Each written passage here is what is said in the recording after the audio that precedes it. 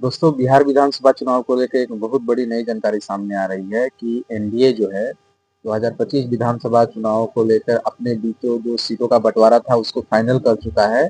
और उसमें बीजेपी जो है 101 सीटों पर लड़ रही है और जेडीयू जो है 101 सीटों पर लड़ रही है। दोनों बराबर की सीटों पर लड़ रहे हैं। और एलजेपीआर जो चिराग पासवान की पार्टी है उनको 29 सीट ही मिले हैं। जबकि हिंदुस्तानी आवाम मोर्चा जो जितना मांझी की पार्टी है उनको 6 सीट मिले हैं। साथ ही साथ आरएलएम जो उपेंद्र कुशवाहा की पार्टी है उनको 6 सीट मिले हैं।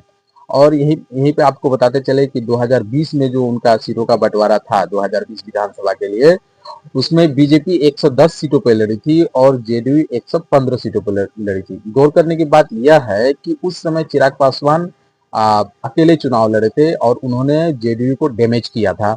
उनके सीटों पर अपने कैंडिडेट उतारकर जेडीयू को उन्होंने डैमेज कर दिया था, जो जेडीयू 43 सीटों पर सिमट गई थी। और 2020 में ही हिंदुस्तानी अवाम मोर्चा को सिर्फ 7 सीटें मिली थी अपने हिस्से की। और वीआईपी उस समय महागठबंधन में नहीं बल्कि एनडीए में थी और उसको 11 सीटें मिली थी।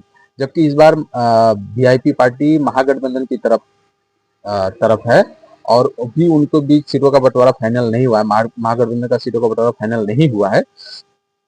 तो देखते हैं आगे, अगर अपडेट मिलेगा तो मैं आपको बताते रहूंगा। तब तक के लिए धन्यवाद।